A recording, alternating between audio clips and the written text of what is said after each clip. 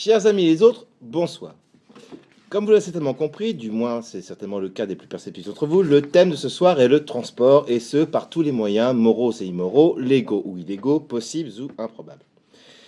De quoi vais-je donc vous parler, chers tous et tous, assis là, massés, un verre à la main, de voitures qui font vroom vroom, de motos qui font poète poète, de vélos qui font ding ding, de saucisses qui font hop là. Eh bien, chers petits amis, ici réunis ce soir à Maison Blanche, non.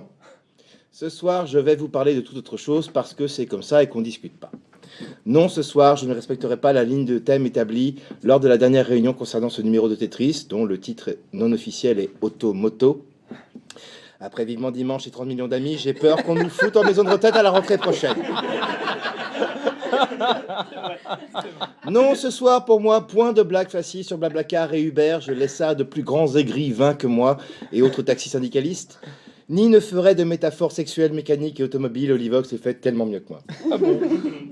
Non, ce soir, je ne vous parlerai pas non plus de Pénélope Fillon, de son sourcilleux époux, pas plus que je ne vous parlerai de Marine et Macron dans un bateau, ni du fait que si je suis ici parmi vous ce soir, c'est parce que je finis par choper un gros flip, pardon, mais c'est un lapsus révélateur, un gros flip électoral, et que je suis revenu juste pour voter Mélenchon ou Morano ce dimanche qui vient. Je ne sais pas encore lequel des deux, mais je sais que je vais voter pour un indigné. Et puis, venez pas me dire que Morano ne se présente pas. J'ai le droit de voter pour qui je veux, et un vote pour Morano étant toujours un vote nul, c'est parfait comme ça. Non, ce soir, je ne vous parlerai pas de la vie recluse que l'on peut mener seul, isolé en pleine campagne, quand on est sans papier de la route et que l'on est allergique aux deux roues. Ce sera certainement l'objet d'une prochaine chronique.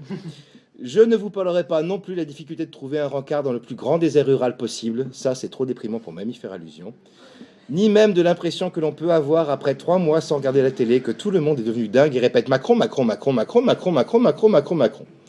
Merde, j'avais dit que je ne parlerais pas de lui, mais c'est tout de même impossible apparemment. Non, ce soir, je ne cracherai pas mon dédain sur des faits de société qui me sont indifférents, ni ne déverserai de billes misanthropes sur des individus qui me le sont plus encore. J'aurais trop l'impression de laisser un avis sur Yelp ou le moindre site où un internaute peut ouvrir sa trappe à fiel venimeux. Je ne vous parlerai pas des problèmes de la finance et de l'emploi parce que j'ai plus un rond et que je suis sans boulot et que surtout il n'y a pas marqué BFM TV. Je ne vous parlerai pas non plus de ma vie sexuelle puisque je n'en ai pas, comme l'évoquait à un point précédent. Je ne vous lirai pas ma liste de courses, ma facture d'électricité ou bien même le commandement d'huissier amoureusement glissé sous ma porte et portant la mention « Merci par avance ». Je sens que j'ai un ticket, cet homme-là me veut. Je ne vous parlerai pas non plus ce soir du prix de la bière gratuite qui augmente chaque jour, pas plus que je m'inquiéterai avec vous du réchauffement climatique et de ses effets sur sur l'arthrite du genou de votre grand-mère. On a les grand-mères qu'on peut, après tout. Je ne vous parlerai pas non plus de Trump, Poutine et Hollande. En ce moment, on n'en a rien à foutre des gens qui sont élus. Parce qu'il y a des colères qui sont justes et que c'est bien quand elles restent muettes. Parce que parfois l'on n'est pas dedans, comme le constate souvent Olivier. Parce qu'il n'y a que les... Parce qu'il n'y a que les instituts de sondage qui ont toujours quelque chose à dire. Par exemple, saviez-vous que 23% des électrices de Marine Le Pen dans le cul, contre 19% de la moyenne de la gent féminine, ont reçu une bifle au cours de leur vie? Non, eh bien, grâce à des sondages aussi inutiles, vous le savez désormais. Parce que parfois la réalité est bien assez ridicule sans qu'on ait besoin d'en rajouter, parce que parfois même les héros sont fatigués et donc que les blaireaux à plus forte raison.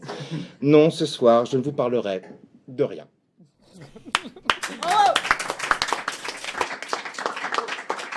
C'est beau comme un programme macroniste.